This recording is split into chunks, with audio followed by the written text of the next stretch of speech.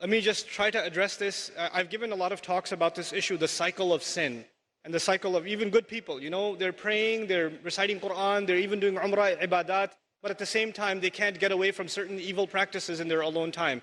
There are two parts of this problem. One of those parts is spiritual, and the other part is psychological. And we have to address both of those parts. Let me start with the psychological only because most of the time when we have these discussions, we don't address the psychological side, we only address the spiritual side. So I'll try to address the psychological side of this a little bit.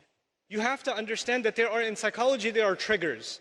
In other words, there are certain situations that make your mind, release certain chemicals in your brain, and they make you want to do some things in certain settings. They are triggers. So for example, for a young man, I'll give a crude example. A young man is watching an action movie, and he's watching the movie and he sees a beautiful woman. And as soon as he sees that one scene, his mind gets triggered. And he pauses the movie and watches something far worse. And he gets into the habit of doing that. It wasn't the movie itself, it was just that one thing that triggered it. Or for some people, when they go back into their apartment or in their room, when they're alone by themselves, bad things happen. When they're by themselves. And when they're at the masjid, obviously it doesn't happen. When they're with their friends, it doesn't happen. When they're on their own, it happens. So the first bit of advice for everyone here and myself is you have to identify, when does the sin happen? When I'm by myself. Where am I when it happens? What times does it happen? And if you can identify the problem times and the problem places and the problem situations, you have to try to change those situations. If you're a young man and you have a problem with, the kinds of things that are available on the internet, and you're looking at those kinds of things, for example, put your laptop, put your mobile device, put it in the kitchen.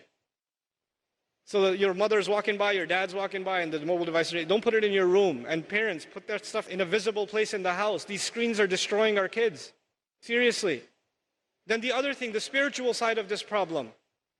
It is normal for a human being to make tawbah to Allah and then go back and do the sin again, because we are khatta'un. The Rasul of Allah ﷺ described us not as khati'un, but khatta'un. Kullu bani Adam khatta'un. And khatta' is a sighatul mubalagha. It's called the hyperbolized state. What that means in simple English is the one who repeats mistakes over and over and over again. Like a khabbaz makes bread over and over again. A khatta' makes mistakes over and over again. So that will happen. It's inevitable that some sin will occur over and over again. However, if in the back of your mind, the moment you made tawbah, you are already thinking about 3 weeks from now, I'm going to be doing this again anyway. If you're thinking that in the back of your head, then لَيْسَتِ التَّوْبَةِ لِلَّذِينَ يَعْمَلُونَ السَّيِّئَاتِ. Tawbah is not for people who continually do evil deeds. They've already accepted it. Allah says, وَلَمْ يُصِرُّوا عَلَى مَا فَعَلُوا. They don't insist on what they did. In other words, you have to make a serious, verbalized, conscious commitment. This has to stop. Not that one time you cry and you turn to Allah, I'm so sorry, I can't believe I did this, and you don't do it, You have to figure out a way to get away from this entirely, a serious commitment to yourself. And if you can't do it on your own, seek the help of friends. Seek the help of people you trust. I know it's embarrassing sometimes, but we all need counsel and help sometimes. And when you realize that it's been going on for years, and you haven't been able to get out of it, it is time to seek someone else's help.